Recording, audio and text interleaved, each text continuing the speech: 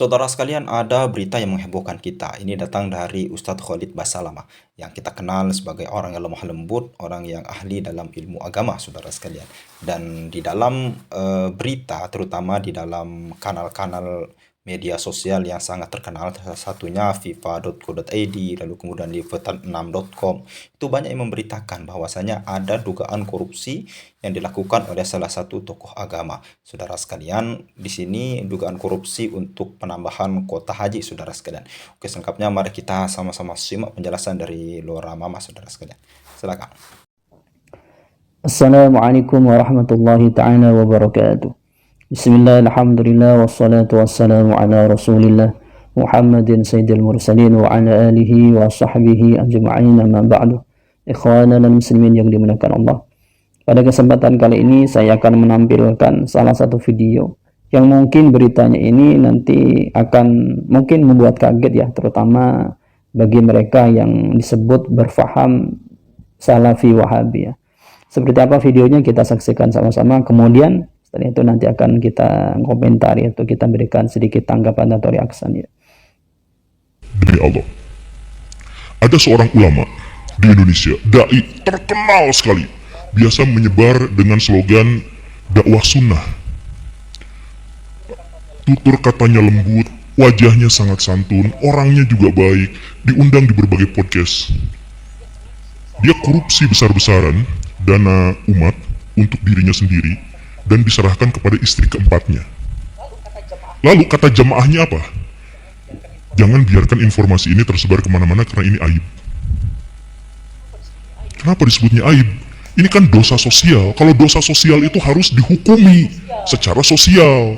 Jadi kalau misalkan di sini ada yang melakukan perzinahan dan tidak ada orang yang tahu dan si perempuannya suka sama suka, udah diem.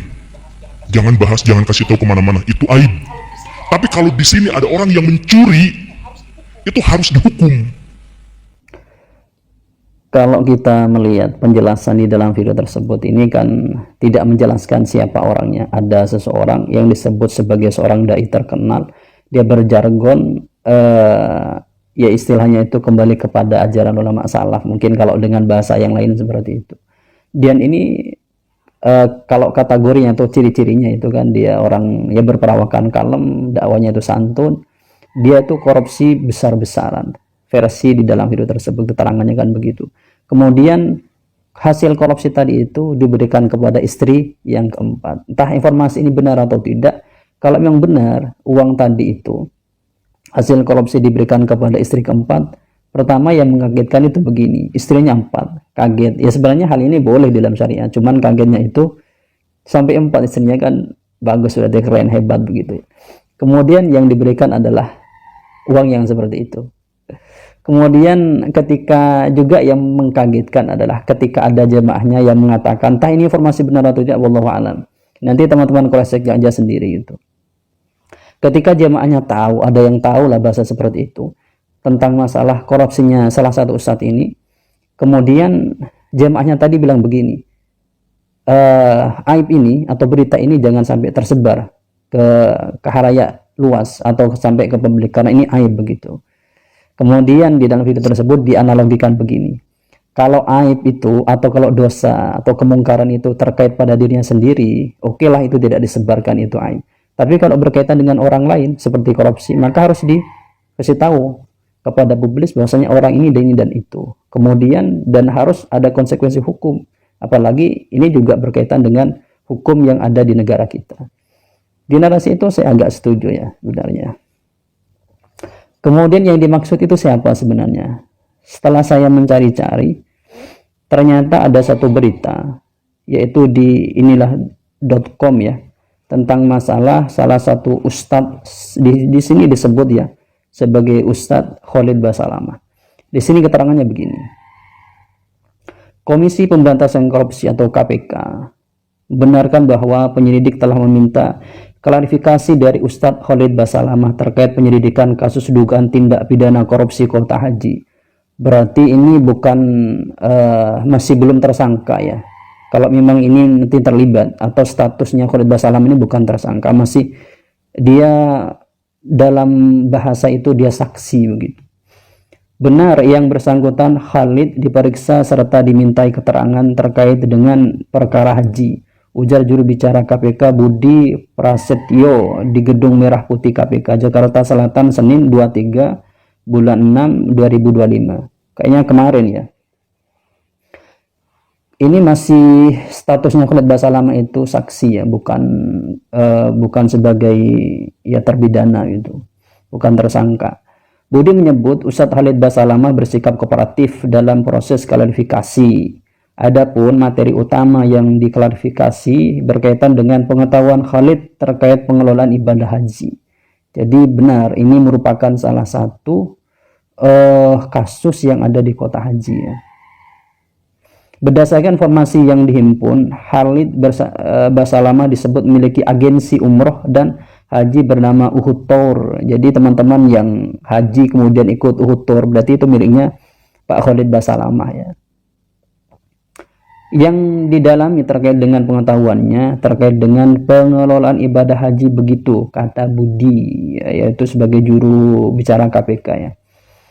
Budi menjelaskan bahwa keterangan dari Khalid dinilai penting dalam proses penyelidikan agar kasus ini semakin terang sehingga dapat ditemukan bukti permulaan yang cukup dan naik ke tahap penyelidikan. Saat ini perkara tersebut belum naik ke tahap penyelidikan, tapi KPK berkomitmen untuk terus mendalami, menelusuri setiap informasi yang dibutuhkan dan berkomitmen untuk segera menaikkan perkara ini ke tahap berikutnya, jelas Budi. Jadi belum ke tahap penyelidikan, cuma dalam tahap masih pemeriksaan mungkin ya. Semua orang-orang yang dianggap berhubungan itu dimintai keterangan gitu. Termasuk salah satunya Khalid Basalamah. Melihat ini ya belum dipastikan Khalid Basalamah ini menjadi tersangka ya. Karena kalau kita melihat dari juru bicara Budi tadi, Budi Prasetyo itu masih dalam tahap ya mungkin ya minta keterangan ya orang-orang yang dianggap berhubungan.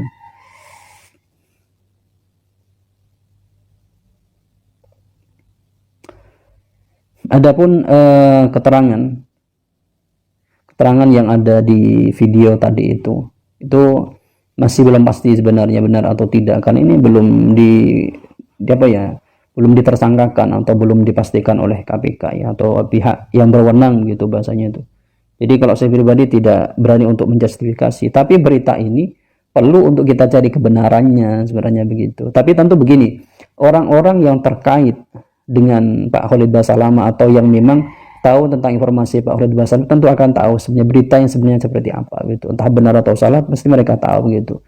Saya kira orang di dalam video tersebut anggaplah disebut itu guru gembul ya. Itu tentunya ketika dia memberikan informasi seperti itu tentunya ada datanya ya, meskipun datanya mungkin diambil dari media sosial juga atau dari ya berita-berita.com juga mungkin ya. Setidaknya kan seperti itu. Kalau dari berita yang valid ya bagus sebenarnya. Jadi kalau saya pribadi tidak berani menjustifikasi dia sebagai termasuk orang yang mengkorupsi gitu, belum berani kalau saya. Tapi kalau diminta keterangan iya gitu, karena sesuai yang ada di inilah.com tadi yang disebutkan di sana menyebutkan ada Pak Budi Prasetyo sebagai juru bicara KPK ya. Kemudian begini, di dalam di dalam satu instansi sebenarnya itu ya memang untuk terjadi hal-hal yang mungkin menyeleweng itu sangat mungkin karena begini, apalagi dengan bahasa begini, misalnya ada seseorang yang istrinya tidak satu tapi 4 misalnya kayak gitu atau 3 begitu, kemudian dia ada di satu instansi, maka kemungkinan untuk mendapatkan satu yang lebih untuk menyenangkan 3 atau 4 atau 2 istrinya itu sangat mungkin begitu ya, karena dunia itu hijau, itu indah, dunia itu hidup di dunia ya butuh dunia seperti itu. Tapi orang-orang yang bisa menahan itu ya Masya Allah begitu, ada orang-orang hebat. Makanya para kiai kita menyebutkan begini, ketika kita menjadi seorang ulama itu hindarilah 2 perkara. Pertama itu adalah harta atau hubbul mal atau hubbud dunya. Kedua itu adalah perempuan. Karena keduanya ini akan merusak reputasi sebagai atau dai atau ulama itu sendiri begitu. Karena ini adalah menjadi cobaan yang besar sebenarnya bagi seorang dai siapapun sebenarnya. Teman-teman pun sendiri ketika hidup di lingkungan itu atau di pusaran itu, saya kira belum tentu juga bisa menghindari hal-hal seperti itu. Intinya untuk menjustifikasian Pak Khalid Basalamah ini, kalau saya pribadi kurang berani, karena penjelasannya seperti tadi itu yang ada di inilah.com itu. Kalau di dalam video tadi yang disampaikan oleh Pak Gembul itu, beliau menjustifikasi sepertinya begitu. Ya mungkin itu yang dapat kami sampaikan dari kami, kurang lebihnya wallahu a'lam bishawab.